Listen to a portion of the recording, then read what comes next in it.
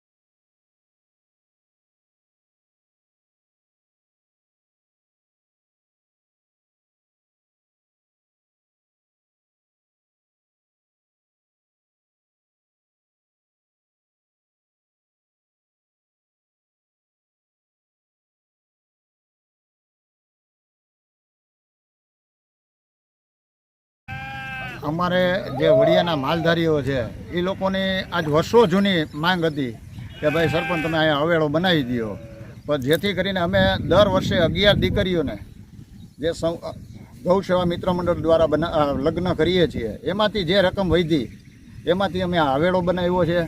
અને અનેક આ હવેડો એવો બનાવ્યો છે કે કૂતરું પાણી પી શકે, ઘેટું પી શકે, બકરું પી શકે, ગાયો પણ પી શકે અને પક્ષીઓ પણ પી શકે. એવી રીતના અમે આ આયોજન કરેલું છે. અને દાતા જે છે ગૌસેવા મિત્ર મંડળ એના દ્વારામાં જે લગ્નની રકમ વધી એમાંથી પછી અમારા એક પરમ મિત્ર અશોકભાઈ ગાગિયા એને મને વિચાર આવ્યો, એ અહીંથી નીકળ્યા કે મેં ભાઈ તું મને આ કૃષ્ણ ભગવાનની મૂર્તિ તારા તરફથી દેવાની છે. તો એને જે આ કૃષ્ણ ભગવાનની મૂર્તિ એમના તરફથી લઈને દીધી છે. અને અમારા પરમ મિત્ર જે સાઈરામભાઈ દવે એણે પણ મને આ હવેડાની અંદર 15,000 રૂપિયા આપ્યા છે. અને હજી અમારો લક્ષ્ય એવો છે કે 3 થી 4 હવેડા ગામની બારોબાર બનાવવા છે, એવી અમારી લાગણી છે. Thank you Manishbhai.